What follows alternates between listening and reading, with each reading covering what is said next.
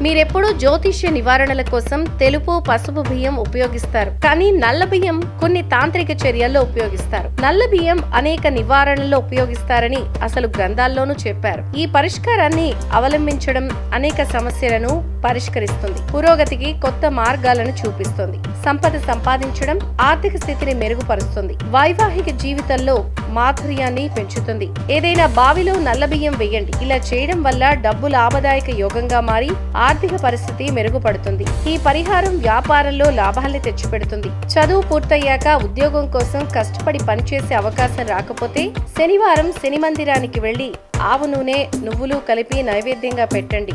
ఓం సం శనైశ్చరాయ నమః నామం. దీనివల్ల మీకు ఉద్యోగం వచ్చే అవకాశము ఉంటుంది. పెళ్లి జరిగి ఎన్నో సంవత్సరాలు గడిచినా సంతానం కలగకపోతే శనివారం రోజు నల్ల బియ్యంతో దీపం వెలిగించి పిప్పి చెట్టు కింద ఉంచండి. ఇది సంతాన ఉత్పత్తికి అవకాశాన్ని సృష్టిస్తుంది. చాలా రోజులుగా అనారోగ్య సమస్యతో బాధపడుతూ ఉంటే సోమవారం రోజు శివాలయానికి వెళ్లి నల్ల బియ్యం, పాలు మరియు శివలింగంలో కలిపిన నీరు సమర్పించాలి. అప్పుడు తీపి భోగి చేసి సమర్పించండి. ఇలా చేయడం వల్ల వ్యాధి నుంచి త్వరగా ఉపశమనం కలుగుతుంది. వైవాహిక జీవితంలో సంతోషం కోసం నల్ల బియ్యం నివారణగా ఉపయోగపడుతుంది.